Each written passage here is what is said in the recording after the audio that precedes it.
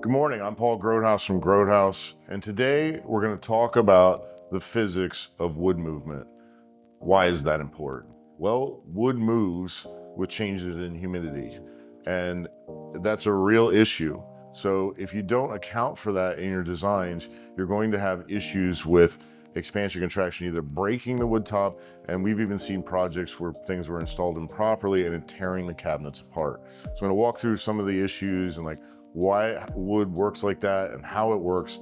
So you have to remember wood is essentially almost like a celery stalk of fibers that run the length of the board.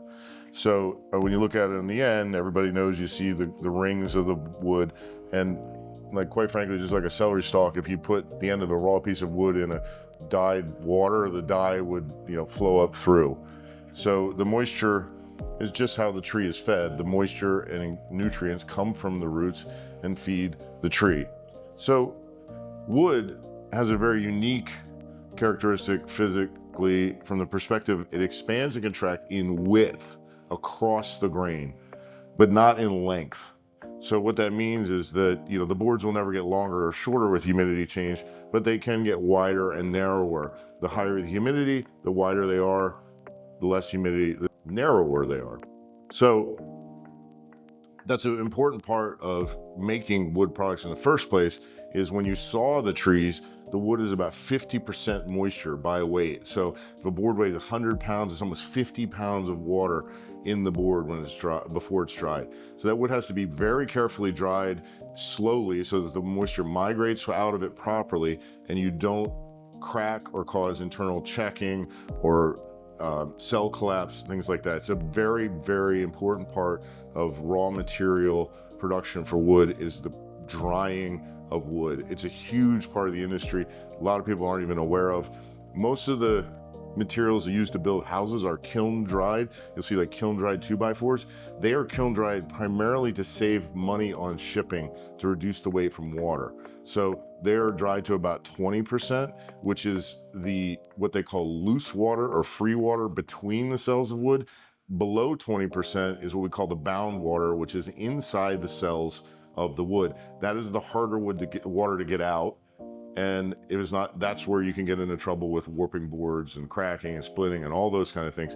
And what we really want in a house is about 6 to 8% moisture content in the raw materials when we build a component. Now, people have houses that have higher humidity or lower humidity. For example, if you live in a very high altitude cold environment, like let's say, Big Sky in Montana, very high altitude, very, very low humidity, particularly in the winter. Even in the summer, the humidity is pretty low. And then you can go to places like New Orleans and Louisiana, extremely high humidity. So we have to make products that are designed to survive those environments, and then also the conditioning of the home.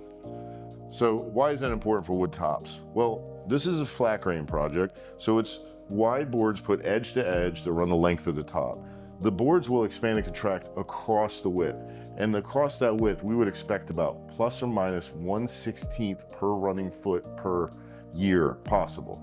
Now, you may have a home that is very highly humidity controlled and you won't see that, but you may also have a home with, for example, you live in Nantucket and you have the windows open in the summer at very high humidity, and then in the winter it's freezing cold and you have the heat cooking, and you can have very low humidity during the winter. So you have a big swing between the seasons. So we have to design products that can survive and still look great in your home in that period of time.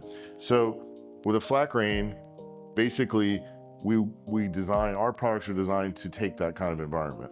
Now, what is important to note is that the ring structure in wood, like this is a traditionally flat sawn board, so you saw the rings going across it like this, okay?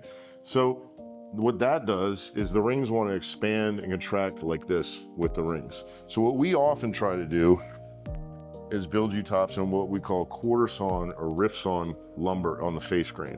So you see here the rings run vertically. The reason we want that is they expand and contract more uniformly, and we get a better result as far as controlling your expansion contraction. Why is this expansion contraction really important in countertops? Well, imagine that if I put this piece in between two cabinets, this would expand in the summer and push the cabinets apart, and in the winter it would contract back and you get a crack. So oftentimes in an application, we're going to turn it this way because, again, remember I said wood doesn't expand and contract in length, and we're going to attach it tight at the back of the wall, and then we're going to leave it, we're going to have an ability to expand at the front. And that way it expands and contracts into your aisle. You'll never notice the change between the seasons. Now, we do also do edge grain construction style, which is where we rip the boards into strips and then we stand the strips up on edge. The reason why this is a more stable construction is because, again, it's giving us that quarter and rift grain on the top. So we're controlling the expansion contraction across the grain. Now, it gets more complicated when you get into our end grain products. So end grain is where the boards are stood up on end. End grain products expand and contract in both directions. So expand and contract in width and length. So again, let's go back to that application here between two cabinets. If this expands in the summer and contracts in the winter, you're gonna have a problem. And it's like, how do you deal with that? Well, that's really a lot of what we do for you from an engineering perspective, is design products that are designed for your application to find the solution you need to fit your application. And while we're on the subject, I'm just gonna talk about a few other things so people understand. This is the traditional cabinet door. It's what they call a 5-piece door, 1, 2, 3, 4, 5 pieces. So the center panel is actually a solid piece of wood that's been machined to fit in a slot around the outside of the door. So this is how most people interact with solid wood products in a panel application, because the panel can expand and contract within. So this is actually slightly loose within here, so it can go sideways, and they put little things in here they call space balls. They're little rubber balls that fit in here, so it feels tight, but it actually can expand and contract, and then the door panel can expand. So if you have new cabinetry in your home, you may have seen, like in the winter, you see like no finish in the corners or the edges, or it's like kind of pulled away, the paint is pulled away. That is why, because in the winter the panel contracts, and in the summer the panel expands. So this is how traditionally, entry doors, cabinet doors are made to address this issue. What you will notice is you will never see a very wide cabinet door with a solid panel. And the reason for that is because of the expansion contraction, and your cabinet door probably won't fit. Door manufacturers, so people make interior doors, exterior doors, they'll often do an edge grain layup like you see here, and then they'll face it with a solid piece of stock on the top and bottom, and they machine it. So if you ever pull your door down, you can look at it from the bottom, you'll see it kind of has like a core construction like this. This is for two reasons. It allows them to use less expensive material within the core of the door, and it also assures them that they're gonna get very stable construction and movement out of the door. So what they don't want is it to warp or crack or something like that, because that'll cause your door to not, again, close right. Those doors you gotta jam and to get closed, things like that. The other way the wood industry has dealt with wood movement is with plywood.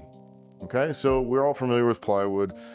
When you actually look at plywood on the edge, you'll see multiple laminations. So this is what they call veneer core ply. So what that means is they're taking the board veneers that are very thin, usually less than a 1/16 of an inch, and they're turning the veneers, opposing it, perpendicular to each other, each layer. So by essentially doing that, they kind of force the board to not expand and contract.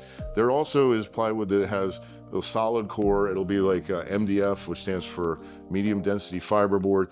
That does not expand because it's so embedded with glue and plastic, it doesn't allow for expansion contraction. This is how most of the industry. So when you see those big panels, like those big solid panels on wall panels or on a door and a cabinet, it's usually plywood that's been veneered over. You can do a lot of great stuff with veneer. It doesn't have the robustness that solid wood does from the perspective of being able to take impact. The veneers, I mean, we've all seen a table where the veneer is coming off the edge or something like that.